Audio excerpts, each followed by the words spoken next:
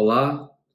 Agora que já vimos nas aulas anteriores as custas iniciais e as custas dos recursos incidentes, nessa quarta aula estudaremos as custas e despesas processuais que incidem sobre alguns atos cartoriais praticados durante e após os processos judiciais.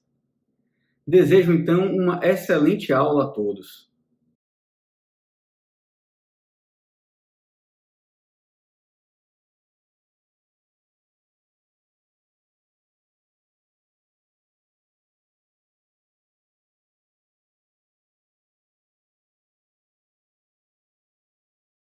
Vamos iniciar com esse mapa resumo, que nos dará uma visão geral dos assuntos que serão abordados nessa quarta aula.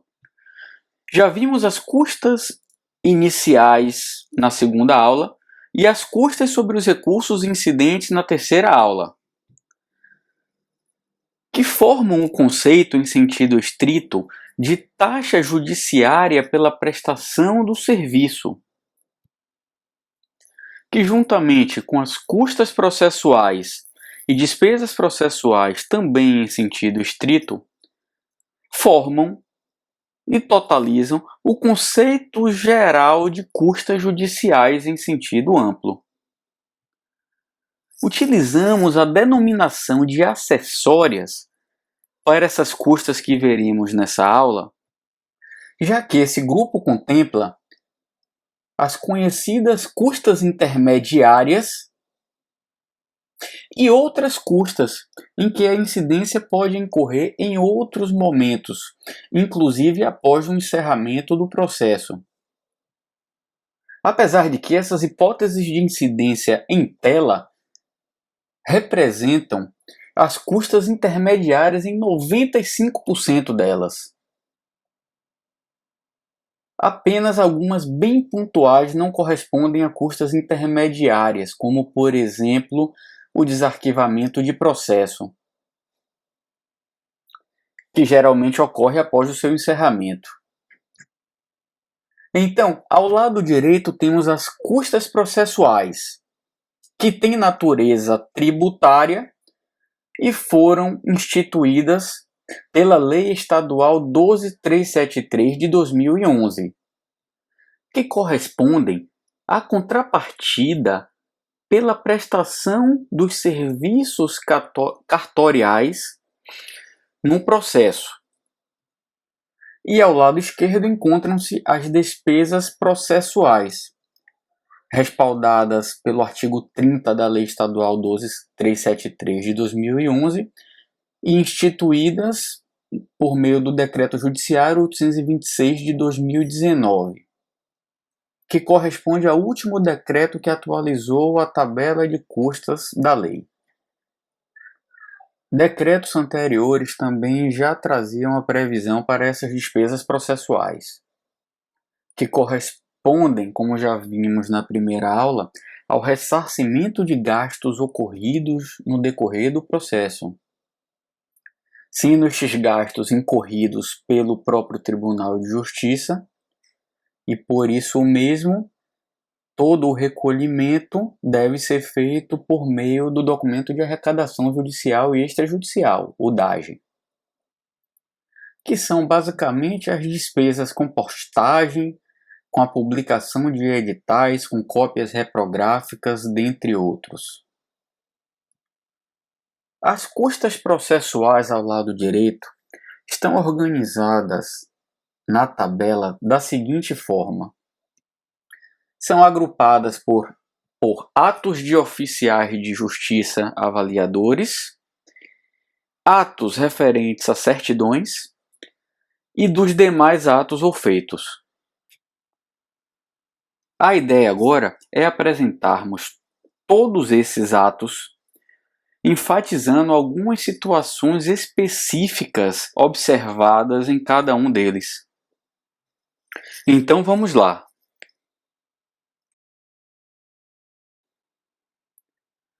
Vamos iniciar o detalhamento dos itens pelo grupo certidões. Existem dois itens previstos na tabela. O primeiro deles, que é o item 31, é a certidão judicial positiva ou negativa, sendo que, em que pese a previsão na tabela, ele está expressamente com a concessão de gratuidade, inclusive sem distinguir se pessoa física ou jurídica, como já ocorreu no passado em outras tabelas.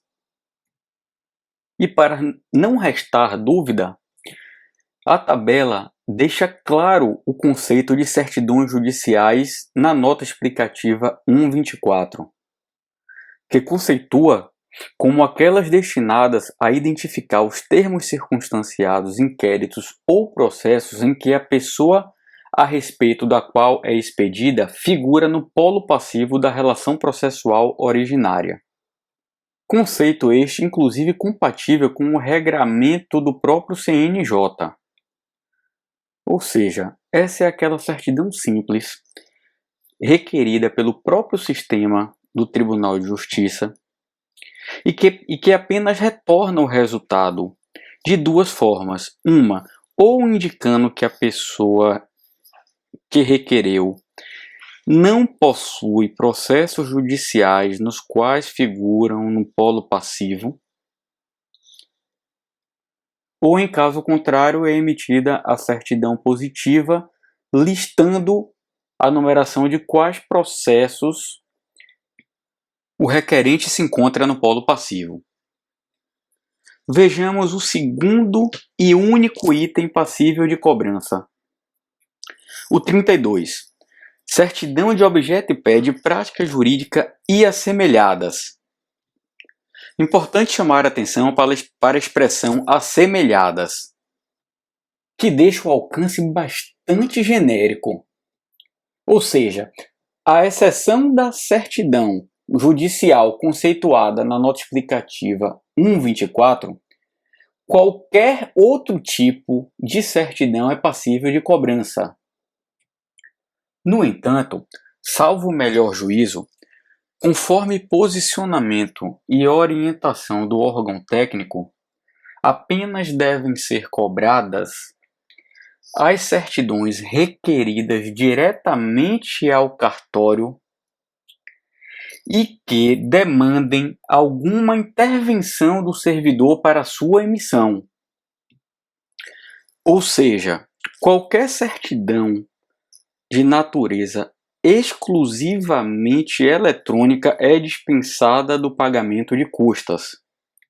Entenda-se exclusivamente eletrônico como aquela requerida diretamente pelo interessado por meio de algum sistema eletrônico, seja processada também pelo sistema e emitida, salvo em PDF ou impressa, diretamente pelo requerente.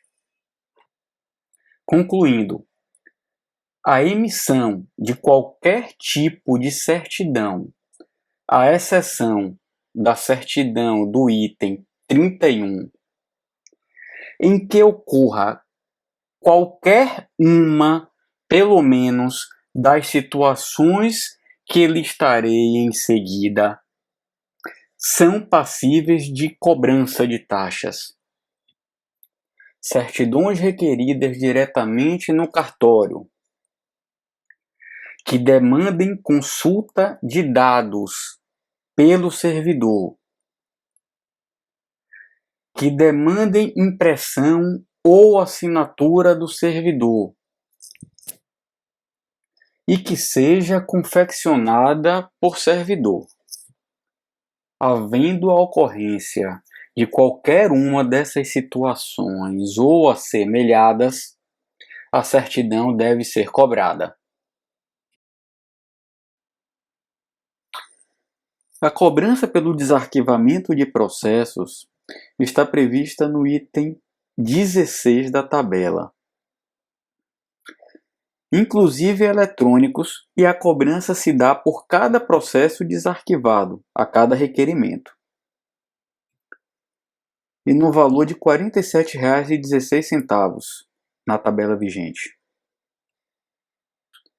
A única ressalva a fazer é que ocorre de muito advogado peticionar o desarquivamento alegando o não pagamento das custas em função de parte beneficiária de assistência judiciária gratuita no curso do processo. No entanto, o entendimento é de que tal benefício alcança apenas os atos praticados no curso do processo. Então, ainda que a parte interessada requerente do desarquivamento tenha sido beneficiária da gratuidade de justiça no processo em questão, precisa recolher o pagamento dessas custas, salvo no caso de novo deferimento fundamentado na lei. Esse item de envio eletrônico de citações, intimações, ofícios e notificações é um item que gera muita dúvida e muito questionamento. Está previsto no item 26 da tabela e o valor da cobrança é R$ 4,44. Complementando esse item, a nota explicativa 1.3 da tabela estabelece que as custas previstas no item 26 abrangem qualquer meio eletrônico de comunicação, inclusive por voz ou texto. Apesar de parecer bem genérico, essa nota tem a finalidade apenas de esclarecer quais meios serão considerados válidos para a cobrança do item, o que não se confunde com a natureza do ato em si a ser praticado. Com relação à citação e ofício, é mais fácil, porque por qualquer meio que se realize a citação ou a entrega de ofício que seja eletrônico, é passível de cobrança. Citação, por exemplo, desde que a legislação vigente permita que seja realizada por meio eletrônico, qualquer que seja o meio, deve ser cobrado. Exemplo, órgãos da administração pública e empresas que estejam cadastradas para receber citação pelo portal do sistema. Cobra-se, até porque a citação é considerada pessoal. Outro exemplo com relação ao ofício. O ofício foi enviado pelo diretor que parou para confeccionar um e-mail eletrônico para entrega do ofício e esse e-mail foi considerado válido, ou seja, foi praticado o ato, cabe cobrança também. A grande questão está relacionada, na verdade, às intimações e notificações. Conforme nosso atual posicionamento técnico, salvo o melhor juízo, apenas as intimações e notificações de caráter pessoal estão inseridas no contexto desse item. Ou seja, não se cobra intimações apenas por meio de advogados, extensível à advocacia pública, referente a atos que não exijam intimação pessoal da parte, como, por exemplo, aquela intimação simples por meio dos advogados cadastrados no sistema, apenas para dar conhecimento de alguma decisão no decorrer do processo que não exija intimação pessoal da parte. Com a ressalva de que, se a intimação for pessoal ao advogado, deve ser cobrada. O sistema Projude, por exemplo, tem uma funcionalidade no momento da emissão de uma intimação, por exemplo, existe uma marcação se é intimação pessoal ou não. Se for intimação pessoal e a parte estiver cadastrada, ela já é realizada eletronicamente e o sistema já contabiliza para fins de cobrança. Se não tiver marcada como intimação pessoal, o sistema também não contabiliza. Então, não há o que se falar em cobrança nesses casos. Até porque, num exemplo bem hipotético, imagine uma parte que tem 10 advogados habilitados. Imagine qualquer comunicado aos advogados num processo a comunicação aos 10 advogados ser cobrado cada um ato não faria tanto sentido. Então, nesse caso, descartamos essa possibilidade. Aí vem a pergunta: e como fazer para intimar ao recolhimento prévio necessário a realizar uma intimação pessoal, já que a regra geral da nossa lei estadual é o recolhimento antecipado?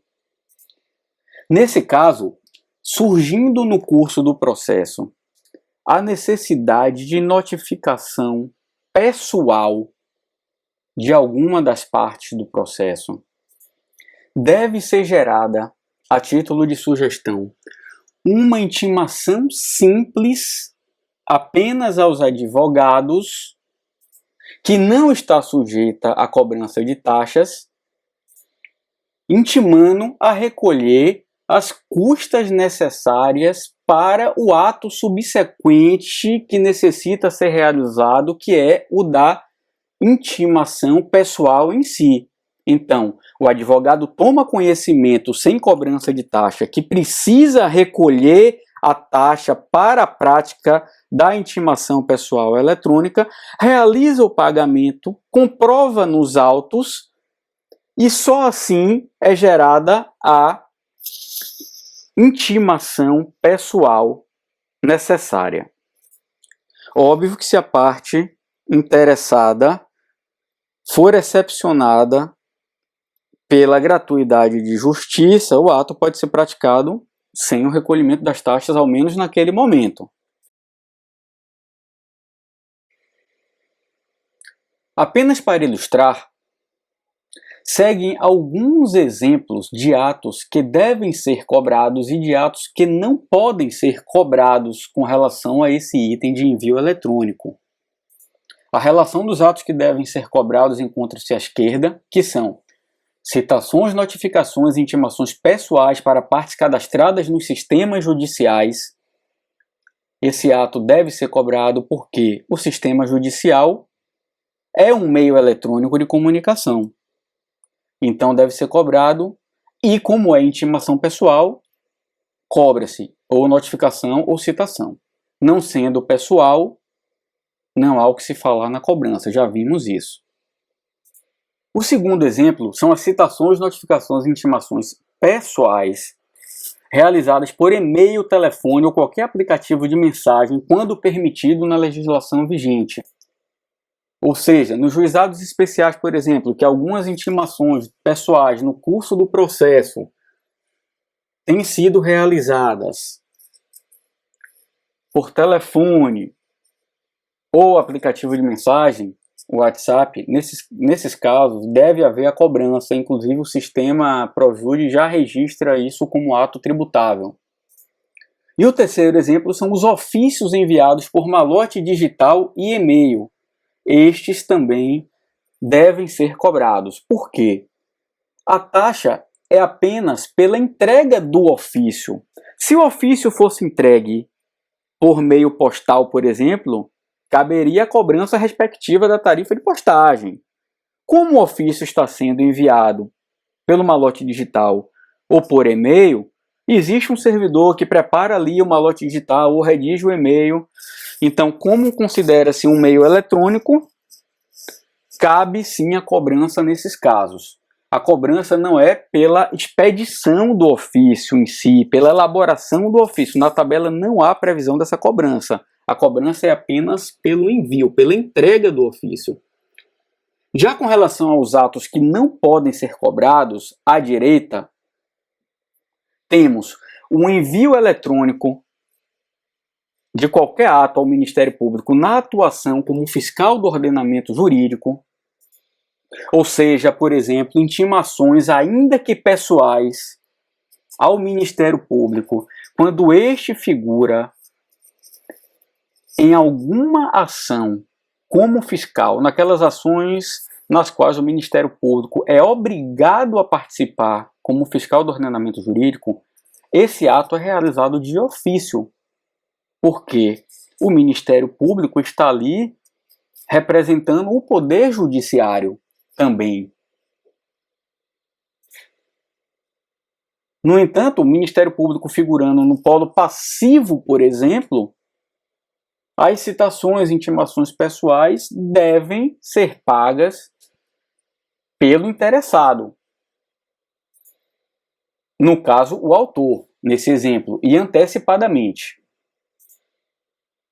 Já falamos sobre as intimações simples, então, aos advogados é outro exemplo, ou seja, intimações por intermédio de advogados, salvo as pessoais a estes advogados, incluindo publicações eletrônicas em diário para este fim de dar conhecimento de intimar com relação a alguma decisão proferida no processo que não exija intimação pessoal da parte, não cabe cobrança, assim como avisos automáticos enviados por e-mail de sistemas. Por exemplo, existe uma funcionalidade que é um algo mais no sistema Projude, de que o sistema apenas avisa ao advogado que ele possui uma intimação cadastrada no sistema a tomar ciência. Isso é só um aviso, é um algo mais. A intimação se dá em si quando ele clica lá no sistema. Então essa intimação só é cobrada se for, pelo sistema, uma intimação pessoal à parte. Já vimos isso. E assim encerramos esse item tão polêmico, digamos assim, em algumas situações do envio eletrônico. Esse é o primeiro de 3 atos do grupo dos oficiais de justiça avaliadores. Enfatizei bastante a questão dos atos cartoriais na parte introdutória dessa aula, que correspondem, de fato, à grande maioria dos atos objeto do estudo dessa aula. Mas estaremos abordando, na verdade, 3 atos que são praticados pelos oficiais de justiça avaliadores, que aqui na Bahia estão previstos na própria lei de custas, que já inclui, no valor da taxa cobrada, o equivalente à despesa também com a diligência realizada pelo oficial. As despesas com transporte, por exemplo, estão todas embutidas juntamente com outros gastos nesse preço cobrado. Em outros estados, muitas vezes, a parcela correspondente à diligência com o ressarcimento do transporte do oficial não é instituída por lei. É considerada despesa processual. Mas vamos ao ato em si. Esse ato é a citação, intimação, notificação e entrega de ofício, que é o ato mais comum praticado pelos oficiais de justiça. Ele está previsto no item 28 da tabela e corresponde ao valor de R$ 112,72. Esse ato é praticado pelos oficiais de justiça conforme suas atribuições legais. Aquele ato que o oficial de justiça realiza pessoalmente. Estou enfatizando esse ponto apenas para comentar em relação a algumas dúvidas que já surgiram. Já foi perguntado, por exemplo, com relação à entrega de ofício que foi realizada pelo próprio advogado da parte, em hipótese prevista em lei, é claro, sem causar nenhum prejuízo ao processo. E aí foi realizada a pergunta se é passível de cobrança essa entrega de ofício realizada pelo advogado. A resposta é não. Esse ato está no grupo dos atos praticados por oficiais de justiça. Essa entrega de ofício não foi praticada pelo oficial de justiça nas suas atribuições legais. Assim como essa entrega de ofício poderia ter sido realizada por meio de postagem, ou algum meio eletrônico, e teria a cobrança específica na tabela em relação a essa modalidade de entrega. E essa entrega por advogado, ou até mesmo por motoboy do contrato do Tribunal de Justiça, que saiu para entregar um ofício, a tabela não traz previsão para esse tipo de entrega pelo motoboy ou por advogado.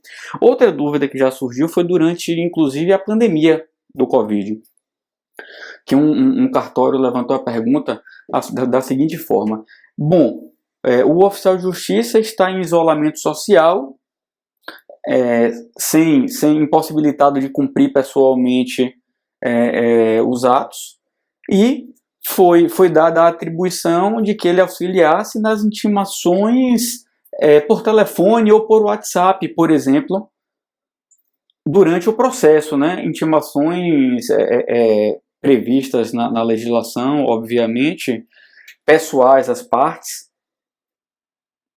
e que foram realizadas pelo oficial de justiça. Mas percebam que a natureza do ato em si é eletrônico.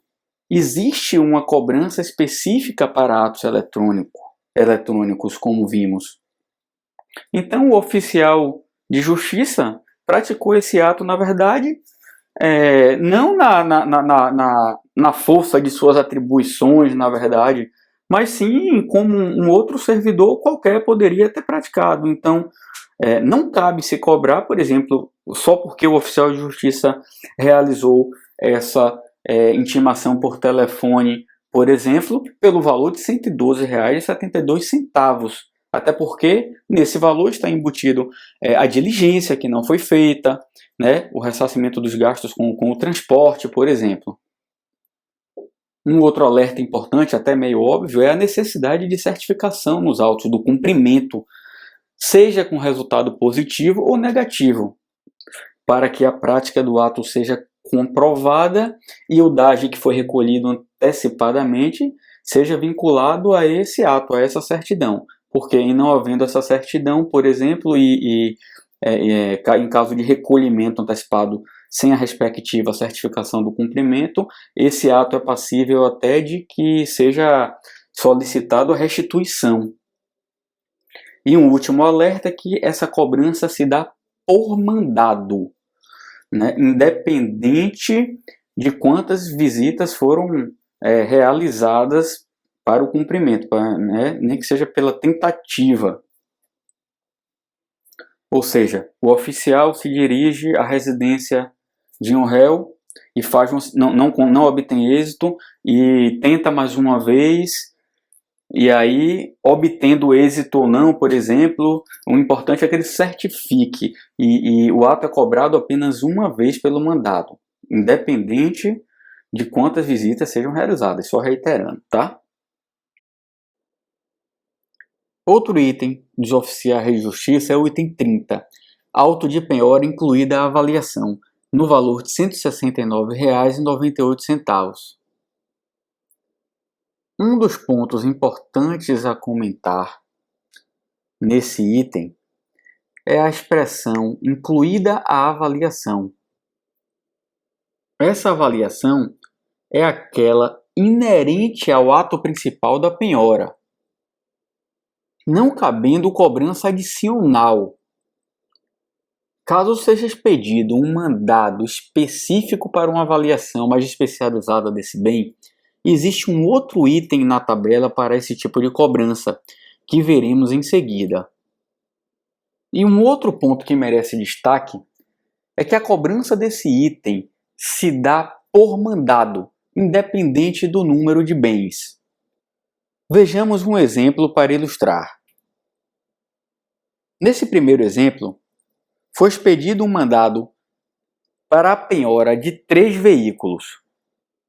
Independente da localização dos bens e da complexidade para a realização desse ato, será devido apenas uma taxa porque foi expedido apenas um mandado. Já no segundo exemplo, foi expedido um mandado para a penhora de cada um dos veículos. Nesse caso, a cobrança é devida por cada mandado. A parte interessada, nesse caso, deve recolher 3 atos no valor de R$ 169,98 cada. O que pode ser feito com relação ao primeiro exemplo é apenas um alerta para que se avalie a possibilidade da emissão de mandados em separado. Aí será analisado o caso concreto.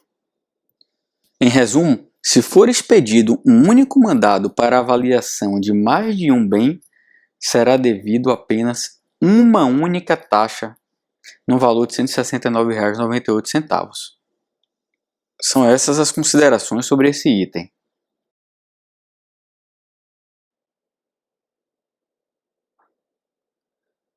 Por fim, com relação aos atos dos oficiais de justiça, existe na tabela a previsão do item 29, que enumera diversos atos dos oficiais de justiça, quais sejam arresto, sequestro, despejo, arrolamento, levantamento, busca e apreensão, arrombamento, imissão na posse e outros atos não especificados de seu ofício. No final das contas, esses atos listados nesse item são meramente exemplificativos por conta desse texto final em destaque e outros atos não especificados de seu ofício. Resumindo, qualquer ato praticado por oficial de justiça nas suas atribuições legais são passíveis de cobrança na tabela de taxas do Tribunal de Justiça. Cabendo também consolidar a orientação de que a metodologia de cálculo de qualquer ato praticado por oficial de justiça é por mandado.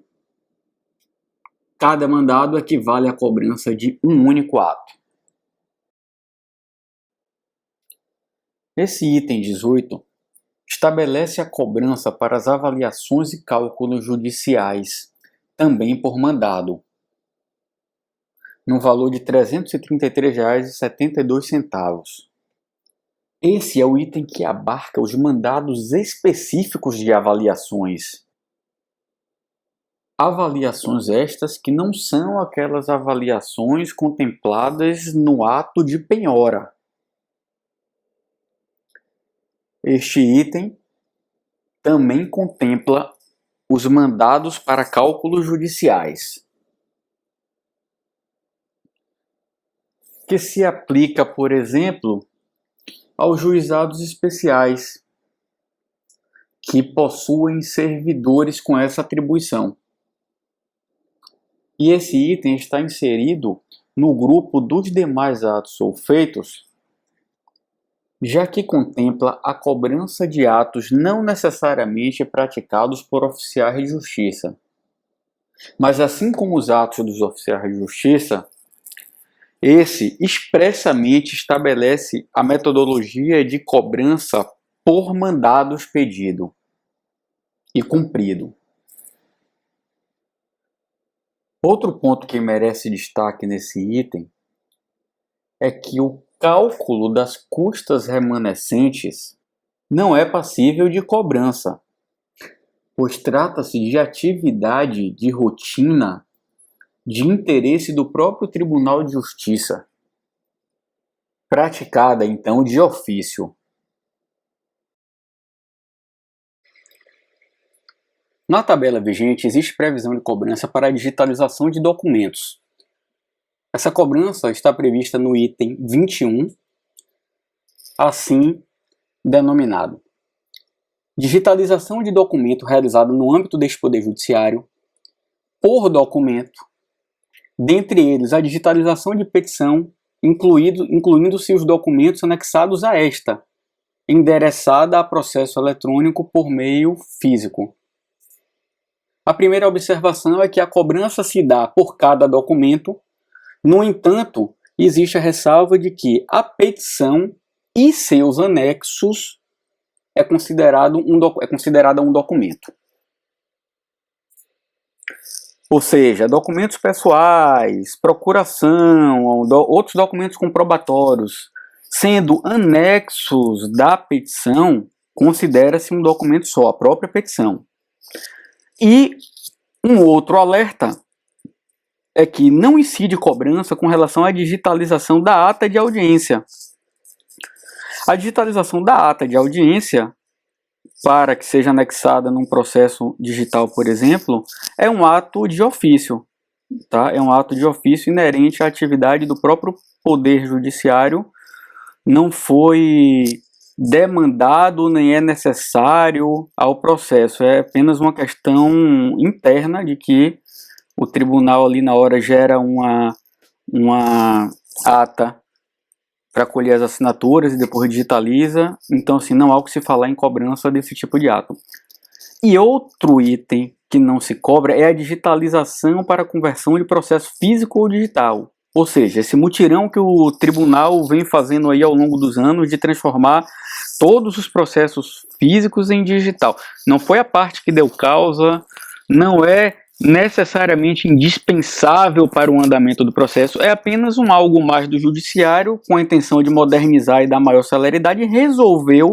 Então, assim, isso o próprio tribunal arca com o ônus sem precisar repassar a cobrança ao contribuinte.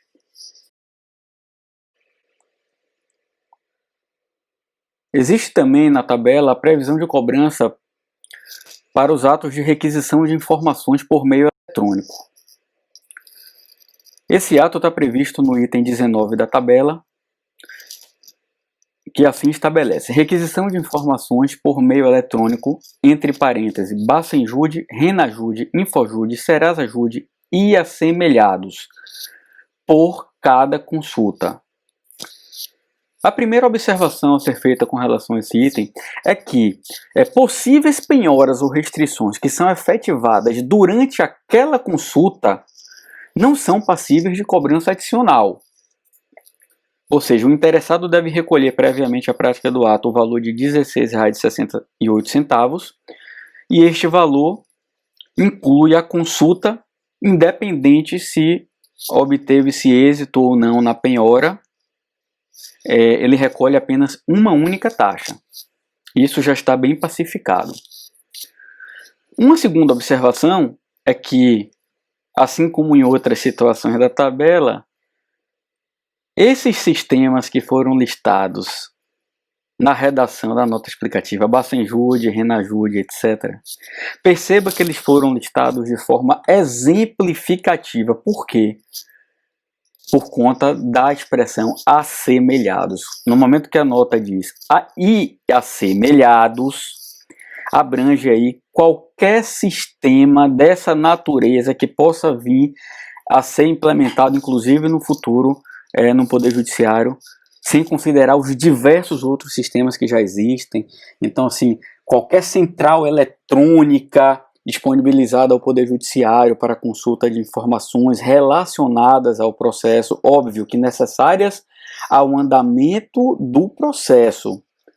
Não consultas de ofício que o magistrado precisa para verificar alguma situação que não interfira no fluxo do processo, não. Nesse caso, não são consultas de ofício, até porque o judiciário tem essa prerrogativa de consultar em qualquer tempo esses sistemas, né? São consultas realizadas durante o trâmite do processo. Percebam a sutil diferença em relação a isso. Com relação a esse item, acho que é basicamente isso, não é um item que gera tanta demanda de dúvidas assim.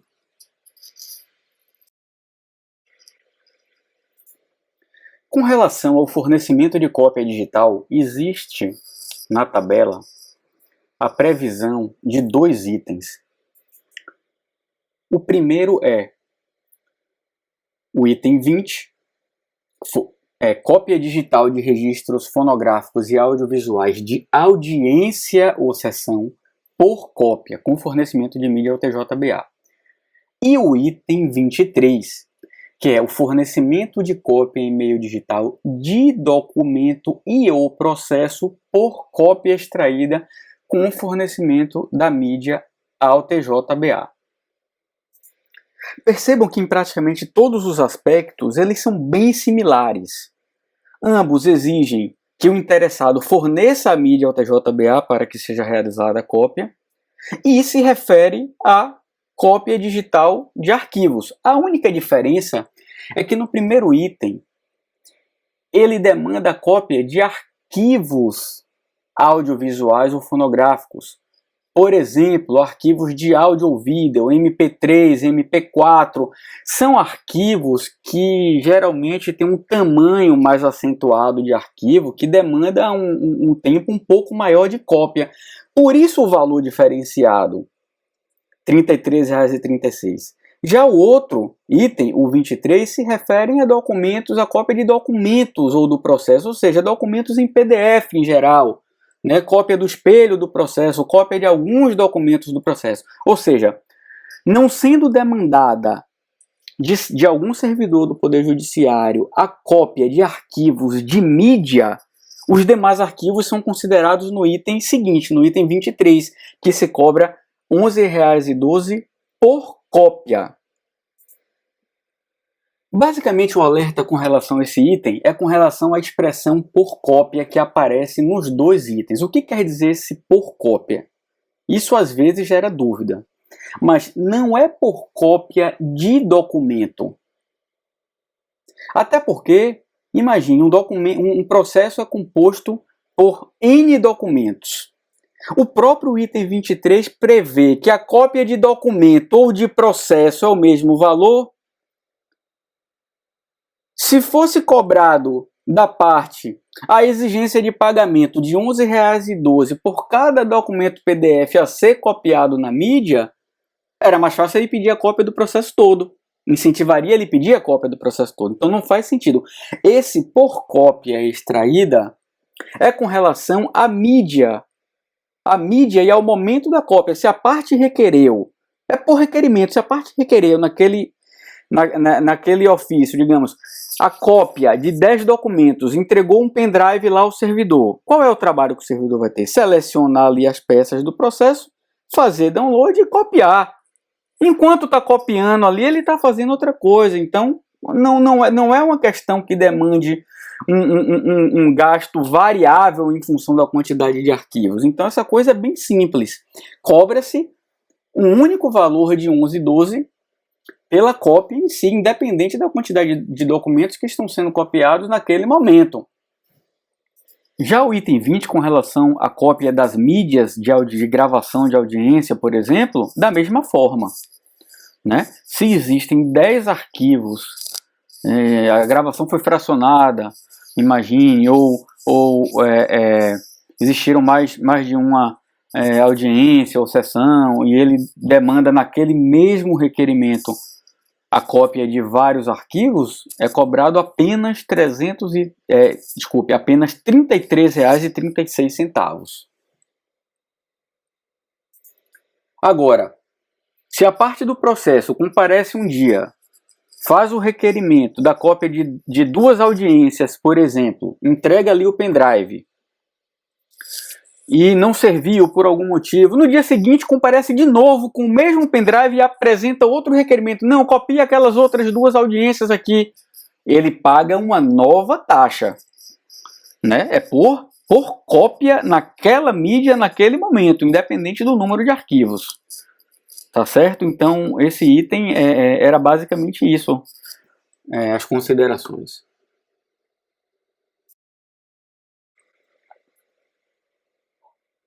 Com relação aos editais, essa cobrança está prevista, na verdade é um ressarcimento de despesa, está prevista no Decreto Judiciário número 826 de 2019. No item 4 tem a previsão editais, de maneira geral, R$ 34,32, valor fixo. E no item 6 traz editais de citação por centímetro, R$ 63,15, ou seja, o valor unitário por cada centímetro daquele edital é de R$ 63,15. É um item simples porque a única observação a ser feita é que existem 2 itens, um específico, um genérico. Sendo o edital com a finalidade apenas de citação, edital de citação, a cobrança é pelo item 6. Qualquer outro edital publicado no diário, qualquer outro é valor fixo, R$ 34,32. Tá? Com relação ao item 6, o edital de citação, existe aquela ressalva que foi até abordada em uma outra aula, que trazemos aí a transcrição de uma orientação do setor competente aí pela publicação, que indica a regra para medição daquele edital de citação, a fim de que seja informado no momento da emissão do DAGE, o número de centímetros na quantidade de atos. Ou seja, se forem 10 centímetros, a emissão é de um único DAGE informando a quantidade de 10, o sistema automaticamente vai multiplicar 10 por 63,15 e vai gerar uma guia única no valor de R$ 631,50. Bom, qual é a regra para medição desse edital de citação? é a regra transcrita. Para o cálculo referente ao edital de citação por centímetro, devemos medir de forma linear do cabeçalho à assinatura do juiz. A quantidade de centímetros deverá ser colocada em quantidade de atos. Quanto à formatação, sugerimos que seja utilizada a fonte Times New Roman corpo 12. Então, seguindo esses parâmetros aí de configuração do edital, se faz a medição e se emite a guia correspondente sempre de forma antecipada, salvo as exceções legais. Com relação a esse item, também é um item relativamente simples, era isso que tínhamos a considerar. Com relação à postagem, temos duas previsões, uma o item 1 e outra o item 3, também do Decreto Judiciário 826 de 2019, pois trata-se de ressarcimento de despesas que o tribunal incorre com o contrato dos Correios, é o contrato vigente, é o contrato dos Correios, necessárias aí ao andamento, à prática de algum ato no processo. Então, em sendo porte de remessa e retorno dos autos, em caso de interposição de recurso em secunde do interior, na verdade, o antigo secunde, né, que agora mudou a nomenclatura, essa cobrança se dá por uma faixa, considerando a quantidade de páginas ou o peso. Então, a depender da quantidade de páginas do processo a ser remetido ou retornado, se enquadra num valor de cobrança. E isso o sistema de emissão do DAGE também já faz automaticamente. Sendo que, ressalto que esse item está caindo em desuso, porque basicamente ele só é devido em caso de interposição de recurso, aí, em caso de processos físicos e do interior. Esses dois requisitos. Então, assim, em geral, imagino eu que na interposição agora de recursos, esse processo está sendo demandado aí que seja digitalizado antes do processamento. Então eu percebo que esse item, cada vez mais a tendência dele é deixar de ser utilizado, mas em uma situação que ainda seja observado aí na prática, existe a previsão de cobrança. Até mesmo porque veremos no capítulo de custas remanescentes que, caso tenha ocorrido o fato gerador e a parte seja beneficiária de assistência judiciária gratuita e o réu é condenado ao final, então esse item é passível de contabilização. Então pode ser que ele ainda seja útil, mas para fins de cálculo de custas remanescentes. Porque o cálculo de custas remanescentes se dá ao final do processo, mas referente a todos os atos praticados. Então pode ser que tenha ocorrido aí nos últimos 5 anos ainda alguns recursos que tenham sido demandados, essa questão do porte de remessa e retorno.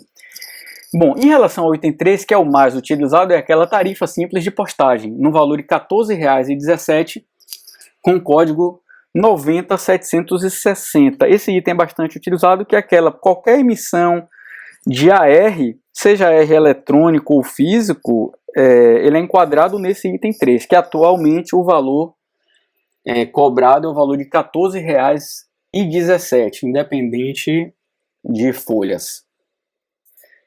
Em que pese a nomenclatura atual do decreto constar tarifa de postagem intimação via postal, essa intimação via postal entendemos como algo aí redigido de forma exemplificativa, salvo o melhor juízo. Esse é o nosso posicionamento técnico, porque a tarifa em si é a tarifa de postagem. Seja intimação, seja citação, seja entrega de ofício, seja notificação, qualquer despesa necessária ao andamento do processo que seja necessária uma postagem, ela é passível de cobrança por esse item 3.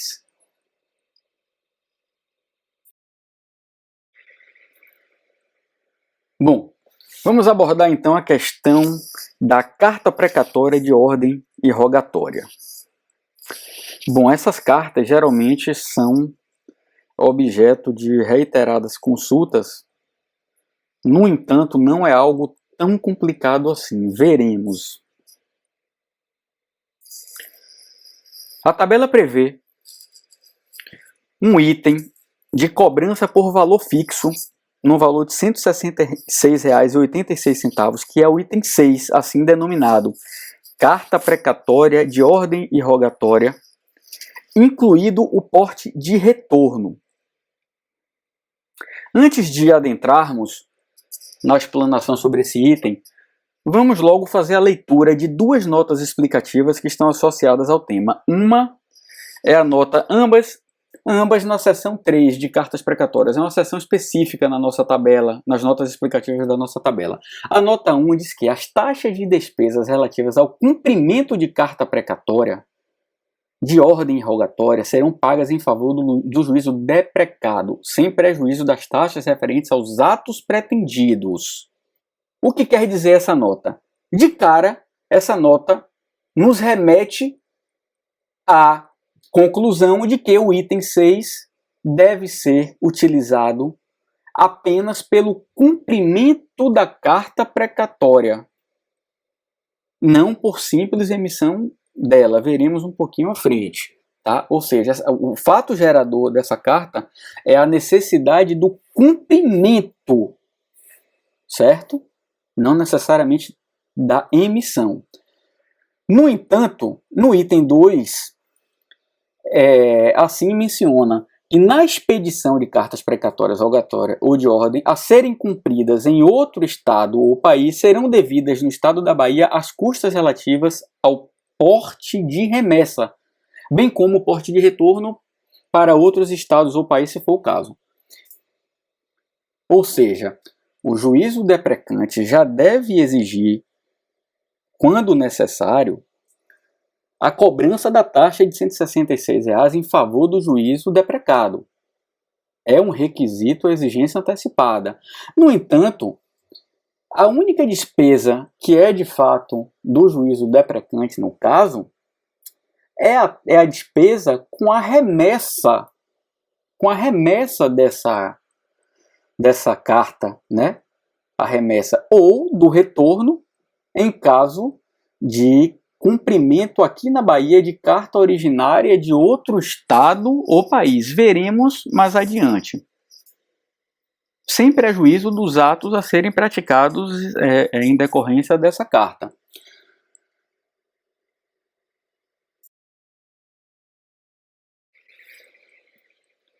Vamos analisar então esse quadro resumo, que eu acho que serve bem para sintetizar todas as nuances envolvendo carta precatória, juízo deprecante, deprecado, quando se paga o ato principal, quando se paga remessa, retorno e os atos a serem praticados. Esse quadro resumo é muito interessante e pode servir até como fonte de consulta de vocês no dia a dia, porque ele, numa única tela, basicamente nos traz uma ideia geral de praticamente todas as situações possíveis relacionadas a esse assunto. Então, indicamos aí, por ato, o ato principal, que é o item 6, pelo cumprimento da carta precatória, que é aquele no valor de R$ 166. Quando é necessário a despesa com remessa, com retorno, e quando é necessário o recolhimento de atos a serem praticados. Seja a citação por oficial de justiça, seja uma avaliação, seja um ato qualquer previsto na tabela que vai ser realizado. Os itens remessa e retorno se referem ao envio. Então ele deve ser recolhido conforme a modalidade a ser utilizada na prática. Ou seja, se for uma remessa eletrônica, por malote digital, cai no envio eletrônico. Se for por correio, uma tarifa postal, né? E assim por diante. Então, na primeira coluna, temos a seguinte situação. O deprecante é o estado da Bahia, é um juízo no estado da Bahia, e o deprecado também é o estado da Bahia. Ou seja, seja deprecante Salvador, deprecado interior, seja deprecante interior, deprecado Salvador, sendo na Bahia, não importa, a situação é a mesma. Deve ser recolhido ao ato principal, porque o juízo deprecado é Bahia, então será cumprido aqui na Bahia. Então cabe a cobrança pelo ato principal de R$ 166. Né? Sendo expedido aqui na Bahia, existe a despesa com a remessa. Então é necessário a exigência da cobrança da remessa. Com relação ao retorno, sendo na Bahia, não é devido.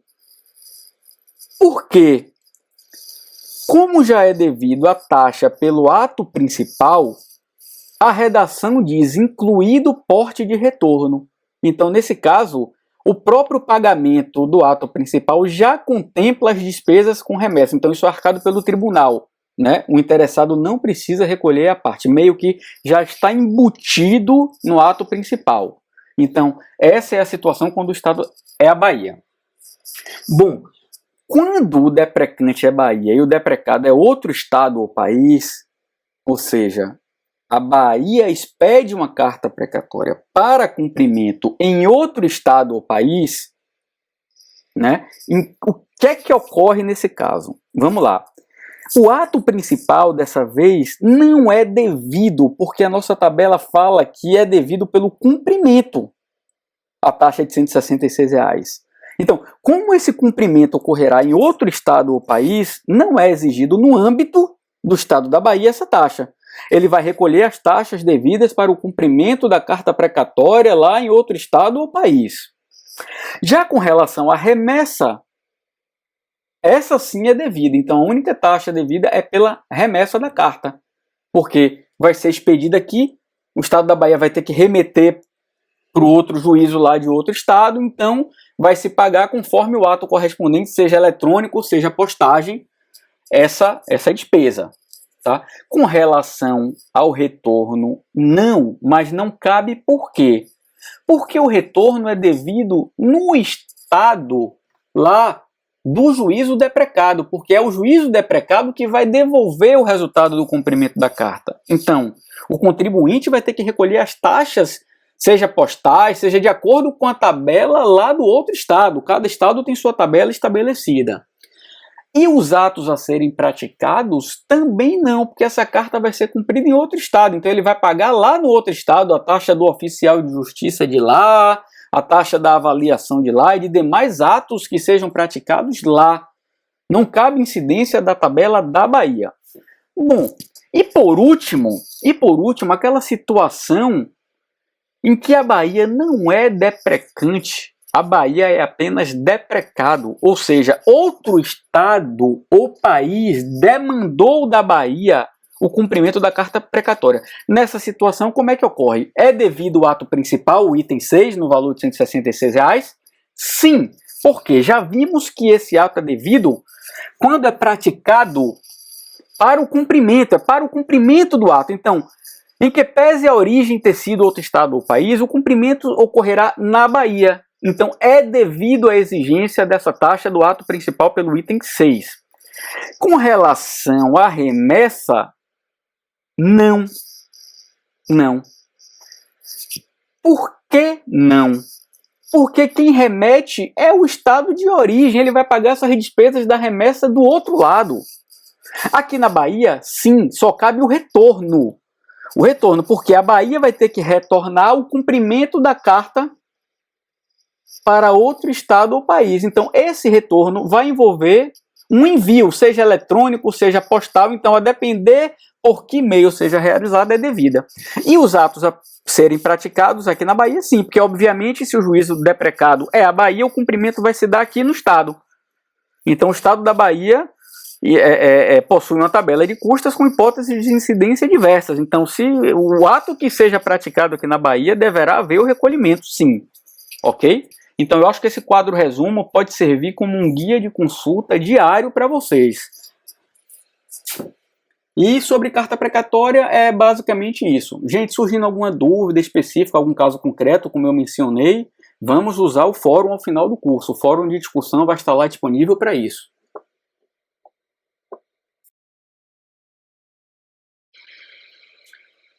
E para finalizar essa aula, denominada de custas acessórias, resta-nos listar os atos residuais que não foram abordados. São atos mais simples, que não têm maiores nuances. Então, trazemos aqui numa única tela alguns atos que existem previsão de cobrança na nossa tabela, que é, com base na Lei Estadual 12.373, temos o item 14, que é cópia física ou translado de processo por solicitação das partes por página com a devida chancela da unidade, ou seja, em caso, por algum motivo, a parte precise de uma cópia com chancela, do processo, cabe a cobrança de R$ 4,44. Sendo uma cópia reprográfica simples, existe ainda a previsão no Decreto Judiciário 826 a cobrança pelo valor de 56 centavos, que eu imagino também que está em desuso com os processos digitais, e porque o tribunal, eu não sei qual é o regramento interno, mas imagino que não estava adotando essa questão de fornecer cópia, não sei. Bom, mas ainda que o normativo do tribunal, que não é objeto desse treinamento, seja permitida a utilização desse item, de se entregar cópia simples em mãos à parte, e ainda tenha ocorrido alguma situação residual ou por algum motivo muito específico ainda aconteça, cabe a cobrança de 56 centavos, desculpem, por folha. Ou seja, sendo com chancela, cai no item da tabela da lei estadual, R$ 4,44, sendo cópia simples, cai no item 56 centavos do decreto judiciário. Outro item é o restauração de autos. Esse item também é simples, é autoexplicativo, que também ocorria naquela época em que existiam muitos processos físicos, não deve ser tanto utilizado ainda, apenas algum resíduo aí que tenha ficado no Tribunal de Justiça. Em caso de necessidade de restauração de autos, né, é recolhida a taxa de R$ 194,68. E por fim, a transcrição de declaração registrada na gravação eletrônica de audiência ou sessão por declaração transcrita. É o item 22, tá? Esse item é basicamente utilizado pelo setor de taquigrafia, né, quando a parte requer aí a transcrição de alguma gravação eletrônica a cada transcrição de audiência, a cada declaração, né, essa cobrança ocorre por transcrição, R$ 33,33. Bom, era isso sobre essas custas residuais aí que nos restaram a explanação. Encerramos nesse momento a nossa quarta aula do curso Custas Judiciais, na qual tivemos a oportunidade de detalhar as custas e despesas processuais que incidem sobre os principais atos cartoriais praticados no decorrer do processo, na sua grande maioria, e alguns atos praticados eventualmente após o encerramento dos processos. Agradecemos mais uma vez a participação e empenho de todos nesse curso que estamos realizando em parceria com a Universidade Corporativa do Poder Judiciário do Estado da Bahia.